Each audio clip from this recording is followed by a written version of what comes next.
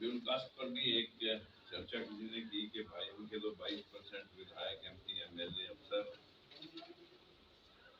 अभी MP MLA तो जरूर बढ़ते हैं, लेकिन ब्यूरोक्रेसी में या जुडिशरी में, यूनिवर्सिटीज में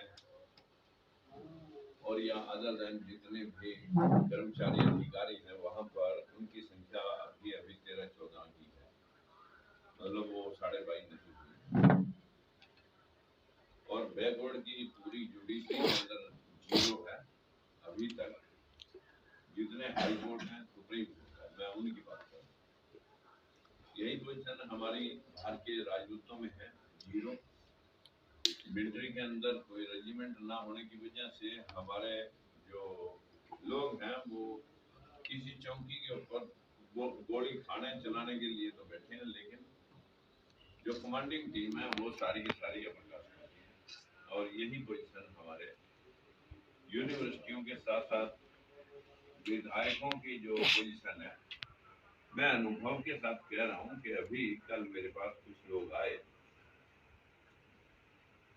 मैंने कहा भाई आप लोगों के तो हमारे हरियाणा में एक समाज के 8 एमएलए हैं, कल 2-3 लोग वहां पर बैठे थे गुर्जर समाज के। मैंने कहा भाई तुम्हारी हिस्सेदारी अभी 1.71 यानी 0.2% की है।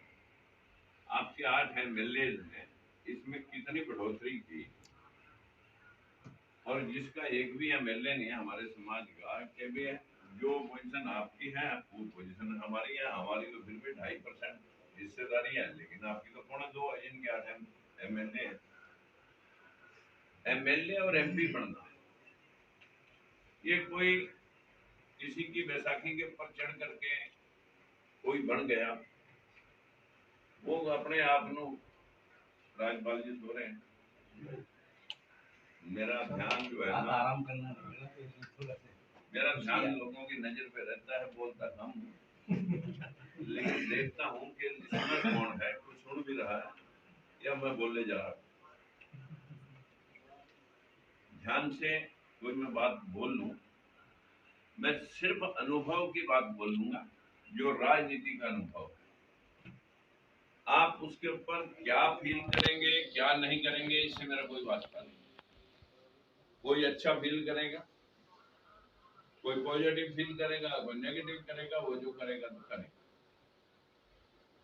मित्रों, मैं अनुभव के साथ इन सभी पार्टियों के अंदर रह करके, हरियाणा के अंदर देवीलाल जो देश के डिप्टी पीएम रहे, मैं उसके साथ भी रहा। बंसीलाल जो इस देश के डिफेंस मिनिस्टर, रेलवे मिनिस्टर रहे, उन्होंने एक पार्टी बनाई थी, मैं उसमें सक्रिय भूमिका में रहा, मंत्री रहा, और देवीलाल वाली पार्टी में भी मंत्री रहा। उसे छोड़ करके जो कृषि मंत्री भजनलाल रहे पूरे देश के, और जब वो हरियाणा में भूपेंद्र हुड्डा अध्यक्ष थे, तो मैं उस वक्त सारी कारगुजारी भजनलाल की चलाई। लेकिन मेरा मिला हुआ 2005 का टिकट कांग्रेस से स्पेशली पूरा जोर उसके आदमी को तो नहीं मिला, लेकिन यहाँ तक उसने बीच में पेश कर दिया कि राजकुमार सैनी को छोड़ करके किसी को भी दे दो, मेरे वाले को भी नहीं देते तो ना दो, पर इसे नहीं मिलना चाहिए क्योंकि ये फिर बैकवर्ड और दलित, क्योंकि उससे पहले मैंने 3 सरकारों को झटका दिया। पहली सरकार बंसीलाल की उड़ाई, जब उसने दलित और पिछड़े की हिस्सेदारी 10% से आगे नहीं बढ़ा, तो 5 भर्तियों के बाद विरोध किया तो उसने हमें पार्टी से निकाल दिया और स्पीकर को कह गए सदस्यता खत्म कराई। हमने उसके सदस्यता खत्म होने से पहले ही 15 आदमी इकट्ठे करके बंसीलाल को, गवर्नर को देके अल्टीमेटम और उसे हटा दिया। उसे हटा करके ओम प्रकाश चौटाला बने। ओम प्रकाश चौटाला को भी हम बनने तो नहीं देना चाह रहे थे, लेकिन लोग डरते थे चुनावी प्रक्रिया से। लेकिन आकर के चौटाला और उसके बेटे घर पर इतना प्रेशर उन्होंने क्रिएट किया सारे रिश्तेदारों को लेकर के कि आपने हमारा साथ देना पड़ेगा। वहां आप एमएलए को जलील करते हैं, साथ कैसे दें? बोले कि आप एक बार हमें परख दो। परखा, 3200 जेबीटी टीचरों की पहली भर्ती उन्होंने की। 70% मेरिट दलित और पिछड़े लोगों की थी। वो लिस्ट फाड़ करके नई लिस्ट रातों रात बनाई और वो लोग भर्ती करा दिए जिन्होंने एग्जाम भी नहीं दे रखा। हमने विरोध किया, 4 मुकदमे भुगते, उसी की सरकार में रहकर 4 साल तक कितनी रातें घर से बाहर रहे, पता नहीं किस दिन उठा के ले जाए पुलिस। लेकिन उसे तिहाड़ जेल तक उसका पीछा हमने नहीं छोड़ा जब तक जेल में नहीं गए। युद्ध लड़ने पड़ते हैं अपने लोगों के लिए, ऐसे नहीं होता। भूपिंदर सिंह हुड्डा ने, अब भजन लाल ने मेरा टिकट इसलिए कटवाया, मैं उससे चौटाला से हट करके कांग्रेस में गया। कांग्रेस ने भजन लाल अध्यक्ष थे, उसने हमारा टिकट कटवा दिया। हमने सोच लिया कि अब इन लोगों के साथ काम नहीं करेंगे। अपनी पार्टी बनाई, 2009 का युद्ध लड़ा लोग हरियाणा लोकतंत्र पार्टी, लेकिन लोगों ने इतने सेक्रीफाइस के बाद भी लोगों के समझ में नहीं आया और हमारी जीतने वाले से, हम 2 ही सीटों पर लड़े, जीतने वाले से हम 3-3 लाख 2-2 हजार वोट से हार गए। 2 ही सीटें लड़े, 2 भी हार गए। फिर हमने सोचा कि ये लोग अभी तैयार नहीं है। बीच में रामचंद्र जंगड़ा, हमारा एक आजकल राज्यसभा का एमपी है, वो आके लगे गया ना, बोले भाई लड़ाई लड़नी है। और मोदी जी अब बन गए हैं इस देश में बैकवर्ड के सुपरस्टार, और मोदी जी बैकवर्ड हैं और हम सारे इकट्ठे हो गए युद्ध लड़े। लेकिन मोदी जी सिर्फ एक मुखौटा लगा करके, उसको आरएसएस ने हमें इस्तेमाल करने की एक योजना, उस योजना के तहत उन्होंने मोदी जी को आगे किया, हमने भी साथ दिया। नवीन जिंदल को हमने 2 लाख वोट से 1.5 लाख वोट से हरा दिया। सबसे बड़ा जो कांग्रेस का सीपी सलाल था, जो बैनेसर था, और जबकि मैं और मेरा सिंधी दोनों इकट्ठे कुरुक्षेत्र में लड़ रहे थे।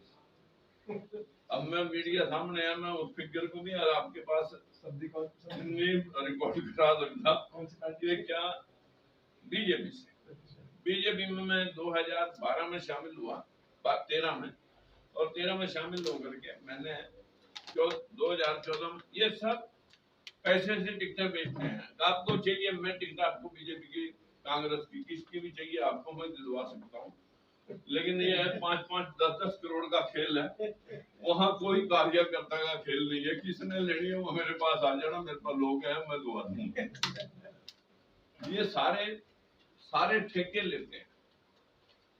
वहां कोई प्रजातंत्र कहाँ है जिसको आप ढूंढ रहे हो? प्रजातंत्र तो सिर्फ एक ढकोसला बन के रह गया इकोनॉमी के आगे, पैसे के आगे। मित्रों, जब भजनलाल ने टिकट कटवा दिया, उसके बाद हम खुद लड़े, उसके बाद जो है ना बीजेपी में लड़े, बीजेपी में एमपी बनेंगे। एमपी बनने के बाद भूपिंदर सिंह हुड्डा ने 9 राज्यों में अपने लोगों को आरक्षण दिलवाया, क्योंकि उसने 15% की उस मनुवादी व्यवस्था के बाहर, उसने व्यवस्था के मतलब बिना किसी आयोग की सिफारिश के अपने लोगों को 9 स्टेटों में आरक्षण दिलवाया।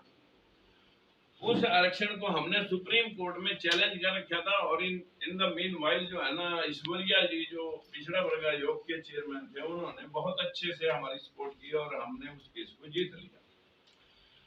केस को जीतने के बाद, जिसमें करोड़ों रुपए के खर्चे हैं हमारी टीम के, उसके बाद हरियाणा में क्या हुआ,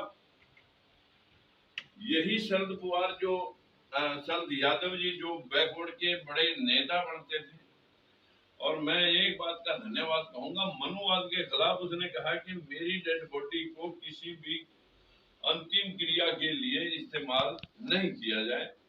मतलब बुद्ध विचारधारा से उसने उसका क्रियाक्रम करवाया। वो तो चले गए, किसने बाद में क्या किया वो जाने, लेकिन हकीकत में लोगों ने, इसके पास भी गए लोग, ये जो कल्याण सिंह यहाँ उसका लड़का है राजवीर, उसके पास जो कल्याण सिंह चले गए थे, तो बाद में गए उनके पास भी गए, और सब जितने भी ओबीसी के लीडर गए थे, वो जब हम केस जीत लिए तो हम सब के पास हमारी टीम गई कि भाई इस मुद्दे को अब प्रेशर बनाओ बीजेपी पे कि इसको इम्प्लीमेंट किया जाए। 9 स्टेटों में लगभग 2 लाख नौकरी 2 साल रहा वो आरक्षण 2 साल में चली गई। आपके यूपी में तो अभी नहीं घटा। तो इसके बीच में लोगों ने इतना कहा भैया काम आपने बहुत बढ़िया किया, लेकिन देखिए हम ओपनली आपका साथ नहीं दे सकते। क्यों नहीं दे सकते? कि हमने सबके वोट, ब्राह्मण बनिए ठाकुर सबके वोट चाहिए। मैं आपको ये बात इसलिए कही कि मैंने प्रेस कॉन्फ्रेंस करके सीधा सीधा चैलेंज किया कि जब दिल्ली का दूध पानी बंद करने की बातें आ रही थी कि दिल्ली किसी की बाप की खैरात में नहीं बस रही कि जिसका दूध पानी बंद कर देंगे, हम किसान लोग हैं, सारे बैकवर्ड वाले, साग सब्जी वाले, दूध वाले लोग हैं, हम पहुंचा देंगे। इस पर जो हल्ला हुआ, हरियाणा को आपने बहुत अच्छे से देखा, 16 बार आक्रमण झेले और ऐसी पोजीशन आई कि गड्डी अगर बुलेट प्रूफ न होती तो लोग जान से मार देते मौके के ऊपर। हर बार रास्ता रुका, हर बार युद्ध हुआ। लेकिन मैं ये बात आपको इसलिए कह रहा हूं कि उसके पश्चात हमारी पार्टी चुनाव लड़ी। उस मुद्दे पर 8 रैलियां अगर मैं आपको दिखाऊं, उसका दिखाऊं तो लाखों लाखों लोग उन रैलियों में इकट्ठे हुए। आपके उत्तर प्रदेश से भी पानीपत की और बहुत सारे रैलियों में लोग गए, यहाँ पर मौजूद हैं जो लोग गए। इतनी भीड़ के बावजूद लोगों ने हमारे बैकवर्ड की पोजीशन बता रहा हूं। सबसे पहला बाई इलेक्शन 3 महीने के लिए जींद में एक बाई इलेक्शन आ जाता है और हमारे पास चीफ मिनिस्टर का दूत जो सांसद सोनीपत है उसको भेजा जाता है कि भाई 5-7 करोड़ तेरे खर्च हो गए होंगे, हम देने के लिए तैयार हैं, आपको 10 करोड़ रुपए देते हैं, लेकिन अब आप पार्टी में आ जाओ वापिस। और उसने जो शब्द कहे थे ये डमडमा बंद कर दे, तो मैंने कहा भाई रैली में लाख लोग भी आए, 50,000 भी आए, लेकिन हकीकत में आप सारी रैलियों की एवरेज 25-25 हजार मांग। एक आदमी जब रैली में आता है तो 4 आदमी उठा के लाता है, 2,000 का तेल लग जाता है, 500 रुपए का तेल प्रति व्यक्ति, 500 की दिहाड़ी, 1,000 का आदमी ये पार्टियां देती हैं जब रैली करती है। इतने पैसे खर्च करती हैं, दिहाड़ी देती हैं, तेल देती हैं, गाड़ियां देती हैं। हाँ, ये ओमपाल कश्यप जी हैं और मैं बधाई देता हूँ आज की इस मीटिंग में। इधर आ जाओ ओमपाल जी। हाँ ओमपाल जी थोड़ा सा लेट आए, सुनीता जी आप भी आ जाओ, इधर कुर्सी है। लेकिन अब क्योंकि हमने आपकी बड़ी चर्चा में इंतजार करी, बार बार उससे पूछा कि भाई मेरे बात कहने से पहले अगर आप बेहतर है ये थोड़ा इधर कर दो।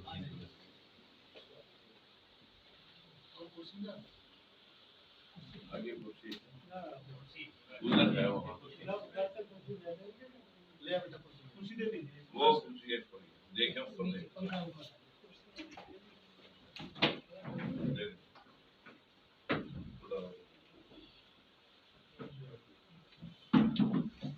इन बिटवीन जो है ना साथियों, मैं उस बात का एपिसोड सुना रहा था कि जो हरियाणा में बीता वो सारी जगह बीतता ऐसे ही।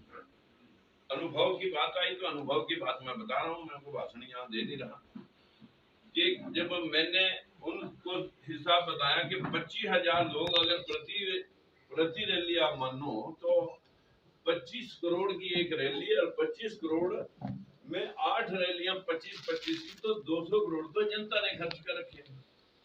और एक फ्रंट पेज और 3 न्यूज चैनलों पर खर्च करने के लिए 10-10 और 8-8 लाख रुपए फ्रंट पेज के लेते हैं सारे जो मेन अखबार है रैली को प्रचारित करने के लिए। मैं कहा ये सारी कॉपियां पड़ी देख लो, इनमें कितने पैसे, 1.5 से 2 करोड़ रुपए की इनके ऊपर खर्चा मीडिया का है। और मैं कहा सारी बात में छोड़ दो, 20 करोड़ रुपए तो मैंने खर्च कर रखे इन 8 रैलियों पे, एक साल की तैयारी करी हुई है।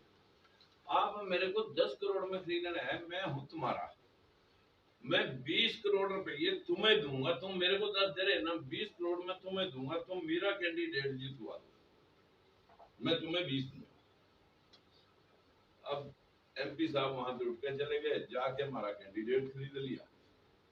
सारे ब्राह्मणों के पास वो टिकट था, क्योंकि सारे बैकवर्ड इकट्ठे हो गए जी हम नहीं लड़ सकते, 3 महीने का इलेक्शन है, ये चेयरमैन है, यहाँ कमेटी का चेयरमैन है, इसके पास वोट है, ये जीत जाएगा, हमारी पार्टी थोड़ी सी बढ़ जाएगी।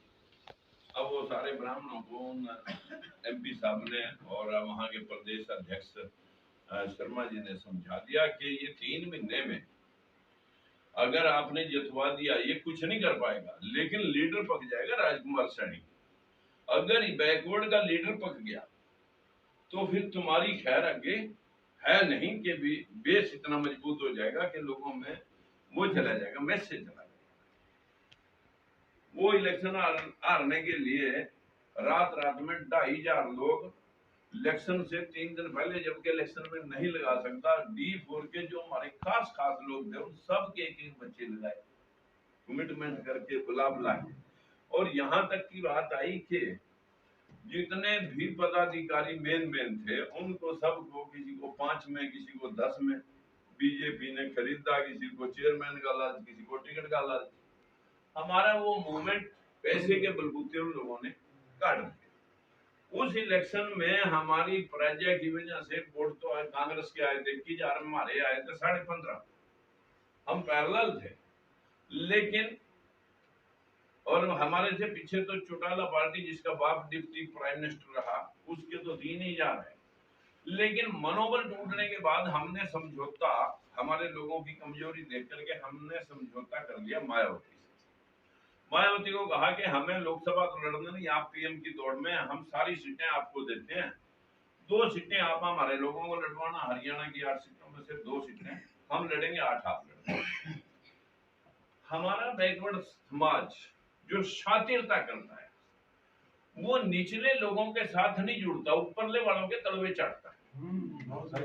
ये जो बीमारी है, जो असल बीमारी है, हमारी शिकस्त बार बार कहाँ होती है, निचले वालों से हम जुड़ते तो निचले वाले भी हमारे से नहीं है, लेकिन हमारी वो विचारधारा के लोग हैं, हमें वहां जुड़ने की बजाय हम जुड़ते ऊपरले वालों के साथ। कोई एक टिकट किसी ने सारे प्रदेश में एक टिकट दे दिया किसी एक जाति को, सारे प्रदेश की जाति वहां जाके चिपक जाती है। ऐसे ही सारी पार्टियां जो मेन रोल में है, लीड रोल में है, वो सारी पार्टियां हर बरादरी को एक प्रदेश में एक टिकट दे करके सारे प्रदेश से वोटें बारगेन करती हैं। फिर उस कुत्ते की तरह जो है ना, उसका जो जलालत होती है, पूरे प्रदेश में उसे इतना जलील करवा देते हैं, उसके कहने से 184 की बदली तक नहीं करते। हमारे लोग उसके ऊपर एहसान तोड़ते हैं, हमने तेरे को इतनी सपोर्ट करी थी, इतने पैसे दिए थे, यो कराया था, वो कराया था। अरे यो कोई प्राइम मिनिस्टर थोड़ी लगाया था तुमने, या चीफ मिनिस्टर लगाया था जो ये तुम्हारा काम कर देगा। ठीक है, तुम लोगों को शीशा दिखा करके तुम्हारी शक्ति उन्होंने हाईजैक करके अपने पास शक्ति मेंटेन कर ली। अब ये व्यवस्था जो है ना, इस बारे में मुझे जिक्र यूं करना पड़ा कि मैंने कुछ पॉइंट आपके जो लोग बैठे थे यहाँ पर, उन बातों को लेकर के जो एनालिसिस मैंने किया। पहले तो बैकवर्ड के लोग जो ये बैठे हैं, ये तो ज्वलंत मुद्दे बैठे हैं, या मतलब अपने शरीर का धुआं निकाले हुए लोग बैठे हैं, जो चाहते हैं कि कुछ हो जाए। लेकिन अब कमजोर की लाठी बंदूक के सामने क्या करें? वो बंदूकें ले रहे हैं, हमारे पास लाठी भी सही ढंग की नहीं है, और हमें इतना निचोड़ दिया गया इन 70 सालों में। तो वैसे तो हजारों साल से मनुवाद ने इस सारे बैकवर्ड समाज का, देखिए दलित समाज जागरूक कांशीराम ने और बाबा साहब ने काफी हद तक किया, लेकिन जीतने तो बाबा साहब को भी नहीं दिया था। उसके पैरेलल खड़ा करके जगजीवन राम रखा, उसे काटते रहे, जिसने पूरे देश में दलित और पिछड़े को मतलब जीना सिखाया। उसको हालात से जानकार होते हुए अपने तिरस्कार उसने लोगों के अंदर देख करके उसने संविधान में उसको प्रारूप दिया। लेकिन हकीकत में हमारा हुआ क्या? हम लोगों ने उसको भी जीतने नहीं दिया, और शातिर लोग कभी भी आपके पैरेलल खड़ा करके वो आपको, कांग्रेस बीजेपी किसी भी कीमत पे नहीं चाहती कि कोई और बैकवर्ड का नेता एंट्री ले ले, लेकिन इत्तेफाक से कुछ लोगों ने, कांग्रेस से लालू निकला, कांग्रेस से जो है ना नीतीश निकला, कांग्रेस से जो है देवीलाल निकले, कांग्रेस से ही मुलायम सिंह निकले। इन लोगों ने वहां अपना तिरस्कार देख करके अपने अपने स्टेट में अपने समाजों को इकट्ठा किया, अपने समाजों को इकट्ठा करके थोड़ा सा वर्चस्व कायम किया अपने अपने समाज के माध्यम से, और फिर एक राजनीतिक दल पहले थोड़े थे, फिर ज्यादा से चलते चलते 10-5 साल में अपना अस्तित्व लेके आए। और अस्तित्व में आकर के उन लोगों ने भी, क्योंकि देश में जाति व्यवस्था प्रधान है, जाति का हर आदमी गुलाम बन रहा है। भाई अगर अब आप कुर्सी पे, अब नहीं तो फिर कब? इस परिस्थिति से जातीय भेदभाव, चाहे वहां नीतीश जी रहे, चाहे वहां मतलब लालू जी रहे, चाहे वहां अखिलेश जी रहे, कुछ प्रभाव, कुछ कहूंगा मैं 100% नहीं, लेकिन वहां भी व्यवस्था, ब्राह्मणवादी व्यवस्था आज भी। मैं कल एक मुख्यमंत्री परसों पिछले दिनों एक धरना प्रदर्शन चल रहा था भरतपुर में, अपने मन की बातें हमने अलग बैठ के अंदर बहुत सारी की। बोले भाई सनी साहब आप जैसी बात तो मैं नहीं कर सकता। मैं कहा नहीं, मैं आपको अब तक 10 जनपद का क्लर्क ही मानता था, लेकिन इनका आपने पूरा एपिसोड एमएलए की परेड करा करके जो दिखा दिया, अब हम मानते हैं कि आप 10 जनपद से बाहर भी कुछ हैसियत रखते हो, इसलिए आपको मैं प्रणाम करता हूँ। पर जब आपका आका बोल रहा है कि जातिगत जनगणना हो, राहुल बोल रहा है, तो अब धरना चल रहा है, तो आप कह दो ना लोगों को कि भाई ठीक है, अगर आपकी संख्या 10% है प्रदेश में तो हम आपका 10 देंगे, अगर 12 है तो 12 देंगे और जातिगत जनगणना कराएंगे। जब आपके आका ने कह दिया तो आपको कहने में क्या दिक्कत है? और नीतीश ने भी कहा कि हम जातिगत जनगणना कराएंगे, और लालू भी ये बात अब कह रहा है कि भाई हम जातिगत जनगणना कराएंगे। किस लिए कराएंगे भाई? हिस्सेदारी सुनिश्चित करने के लिए करेंगे, नहीं करेंगे ये आफ्टर दैट की बात है। लेकिन मैंने उनसे कहा, वो धरना उठाने के लिए उन्होंने तुरंत सारी बातें मान करके वो वहां मैसेज छोड़ दिया, और वो बात धरना उठा भी, लेकिन शातिर लोगों ने वहां एक आदमी को हैंग करवा दिया रातों रात, बीजेपी वाले कोई कमजोर कड़ी देखी और उसे लटकवा दिया। अब वो धरना 8-10 दिन फिर जमा रहा, उसके ऊपर काफी मतलब जो है ना प्रेशर हुआ, लेकिन अब धरना हट तो गया। मित्रों, मैं जो बात आपके सामने रख रहा हूँ वो इसलिए रख रहा हूँ कि मैंने इन सब पार्टियों को, कांग्रेस को, बीजेपी को, पूरा हरियाणा जल गया, बैकवर्ड की हिस्सेदारी की सुनिश्चितता, मुट्ठी भर लोगों ने नपुंसक बना दी बीजेपी, और घुटनों के बल चला दी, सुप्रीम कोर्ट के फैसले को भी लागू नहीं कर सकी। हमने 8 महीने बाद उसी दिन कह दिया था ये तुम्हारी बीजेपी खड़ी है, हम आपके नहीं है, हमने बीजेपी छोड़ी। अब लोग कहें फिर मीडिया वाले सवाल काट रहे हैं, मीडिया वाले एक सवाल बोला बीजेपी ने टीवी पे छोड़ दिया, रेजिग्नेशन नहीं दिया। मैं कहा उनके पास पावर है। जब मैंने बीजेपी छोड़ दी, मुझे एमपी बनाया जनता ने, मुझे एमपी बनाया जनता ने, और बीजेपी ने टिकट दी थी और वोटा दी थी जनता ने। टिकट से एमपी नहीं मैं बना, वोटा से एमपी बनाऊं। बीजेपी के पास पावर है, स्पीकर ने कहेगा मेरी सदस्यता रद्द कराए, लेकिन आज तक भी बीजेपी मुझे निष्कासित नहीं कर सकी। जब इतना मैं रोज अंधविश्वास और पाखंड के ऊपर बोलता हूं कि कहीं बीजेपी ने ये स्टैंड लेकर जनता में एक मैसेज छोड़ दिया कि कहीं बैकवर्ड लामबंद न हो जाए, लेकिन होगा नहीं होगा। मुझे आज 8 साल, 8वां साल चल रहा है इस युद्ध में। मेरा सर भी खराब नहीं, दिमाग भी खराब नहीं। मुझे राजनीति इकट्ठी करने के लिए भी मैं नहीं कर रहा। जितने यहाँ आपके लगभग 2 महीने में 6 महीने तक मैं यहाँ पूरे 13,500 किलोमीटर की यात्रा मैंने की। किसी ने 2,000 की करी होगी, किसी ने 3,000 किलोमीटर करी होगी, किसी ने 1,000 किलोमीटर करी होगी, लेकिन मैंने तो 75 जिलों में से 60 जिलों तक यात्रा निकाली। हाँ 2021 में। उसमें ये सारे गठबंधन, एक गठबंधन तो आईडीए, एक गठबंधन पर